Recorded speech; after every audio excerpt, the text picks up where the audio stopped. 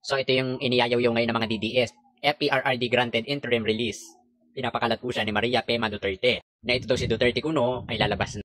Well, wala pong katotohanan niya. That is a fake news. Sa bagay, hindi na nakakapagtak na kayong mga DDS ay naniniwala pa rin kahit nagmumukha kayong utu-uto o sa bagay, utu-uto naman talaga kayo. Paniwalaan nyo ito kung mismong ICC ang naglabas ng mga ganito. Kaya naglabas lang naman itong mga Duterte. Hindi nyo napapansin o wala talaga kayong pangpansin. Sa bagay, wala naman kayong mga jutak, mga DDS. Inilalagay kayo sa kahihiyan ng mga Duterte, ibig sabihin wala silang pakialam sa inyo. Pilit nilang pinapapaniwala yung mga DDS na mahihina ang kukote, na makakalaya na. Wala po yung katotohanan mga ututong DDS. Paniwalaan yung gusto nyong paniwalaan, pero isipin nyo rin naman yung inyong kahihiyan. Hindi na po makakalabas si Digong, makalabas man siya nasa garapon.